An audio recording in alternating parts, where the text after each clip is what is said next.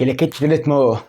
أحسن أداء للأهلي شفته من فترة كبيرة، أحسن شوط أول وتاني للأهلي شفته من فترة كبيرة أوي مع سوب، أحسن لا مركزية وأحسن انتشار شفته للأهلي من فترة كبيرة أوي أوي أوي. غباء علي ماهر والله بكل بساطة عشان يبقى عنده نجم فريق قاعد دكة عشان والله ينزله الماتش الجاي. والله بكل بساطة لو جينا بصينا على الماتش بتوتال هتشوف إن أنت قدمت واحد من أحسن ماتشات الأهلي من فترة كبيرة أوي أوي أوي ومن قبل كولر. الاهلي فيه عيوب فيه عيوب وهنتكلم عليها اول ما نفتح الفيديو، بس يا معلم والله بكل بساطه المميزات تطغي على العيوب. فهنتكلم عن ماتش الاهلي وسيراميكا في السوبر المصري. انا زي ماجد ودي ومنتدى، يلا بينا نخش في الحلقه. طيب نبدا بالعيوب عشان العيوب هيبقى قليلين قوي ومش كتير، فهنتكلم على العيوب في الاول.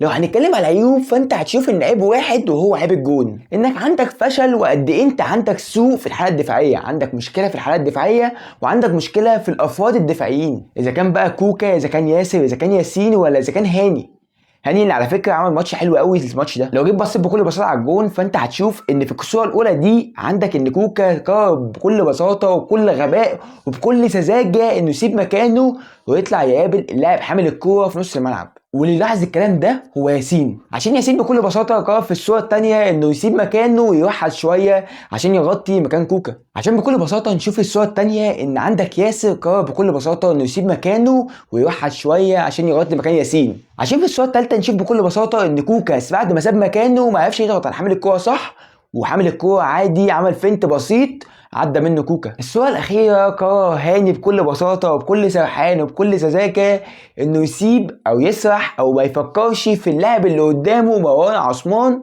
وبكل بساطة الوقت يتعمل له باص حلو قوي من حامل الكورة، فتلاقي بكل بساطة الواد راح انفراد على الجون بكل بساطة حطها تشيب من فوق الشناوي ويجي في الجون الأول. فوالله ده يثبت لك انت قد ايه فاشل وقد ايه انت عندك سوء في الحاله الدفاعيه، عندك مشكله في الرباعي الدفاعي، عندك مشكله في كوكا ان هو يا معلم والله ما ينفعش يلعب باك، عندك مشكله في الثنائيه الدفاعيه اذا كان ياسر وياسين الاثنين يا معلم مش فاهمين بعض ولا في مشكله عندهم. الناحيه الثانيه هاني ان بيسرح كتير، مقدم ماتش حلو هجوميا وبيعمل اداء حلو هجوميا، بس في الحاله الدفاعيه مفيش احسن منه في الاهلي دلوقتي، بس كميه الصرف دي كلها اكيد في احسن منه كتير في السوق. وعلى فكره انا هنا مش بنتقد هاني، لان احنا قد ايه بنشوف اي حد بينزل مكان هاني في اي وقت من الاوقات بنشوف ان في مكان هنا كارثه. وعلى فكره برضه سيراميكا كانت بتلعب في ورا ظهر هاني بنسبه كبيره طول الماتش، يعني الوحيد المتالق من ناحيه سيراميكا هو مروان عثمان، كل هجماته بتتلعب منين؟ في ظهر هاني. فبكل بساطه لو جيت بصيت على سيراميكا هتشوف انها تتلخص في 3 4 لعيبه: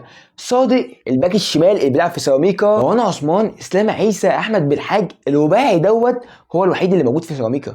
الناحيه الثانيه الاهلي بقى، نروح بقى للاهلي ومميزات الحلوه قوي كانت في الماتش بالنسبه للاهلي. فلو جيت بصيت على الاهلي هتشوف ان واحد زي مروان عطيه مثلا كان مقدم واحد من احسن ماتشاته اللي شفتها لمروان عطيه من فتره كبيره، وده ممكن يبقى احسن ماتش شفته لمروان عطيه اصلا. مروان عطيه فعلا مقدم ماتش ممتاز، الحاله الدفاعيه والحاله الهجوميه واللونج باص اللي انا يعني يا معلم رجلك حلوه، يعني خلاص اتفقنا انت رجلك حلوه وبتعرف تلعب لونج باص حلو وبتعرف تشوت، نفسي تجيب جون، والنبي نفسي اي حد كحارس مرمى يسيب مروان عطيه يجيب جون واحد شوطه من بره 18، لان يا معلم والله انت مصر عليها وهي ما بتجيش، وانت مصر تعملها وكل ما بتفشل يا بتطلع بره خالص يا بتطلع مثلا في ايد الحارس يا بتبقى في نص الجون.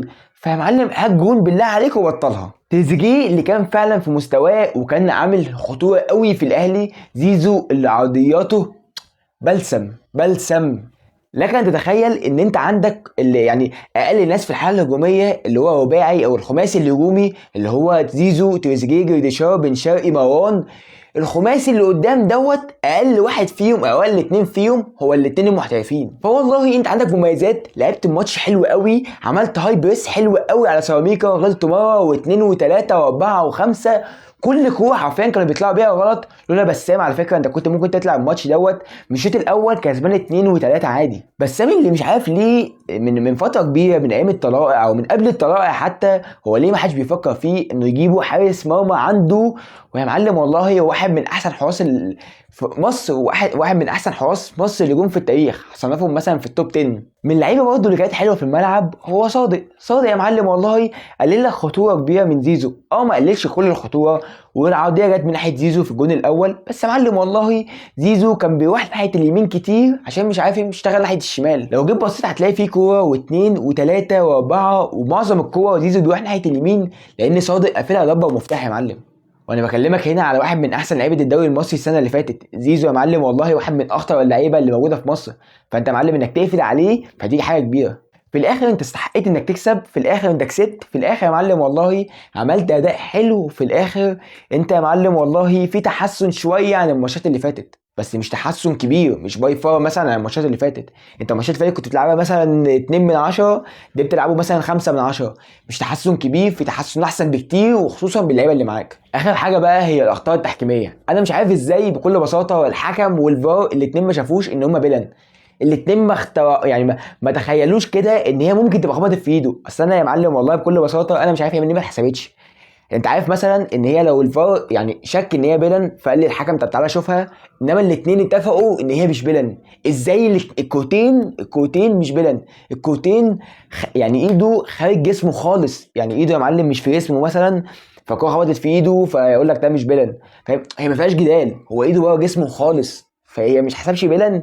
فدي كارثه، ما تحسبش بيلن. فانت بوظت الاداء التحكيمي اللي انت عامله في الماتش كله. يا معلم انتوا الاتنين اتفقتوا ان هي مش بيلن، من انهي منظور؟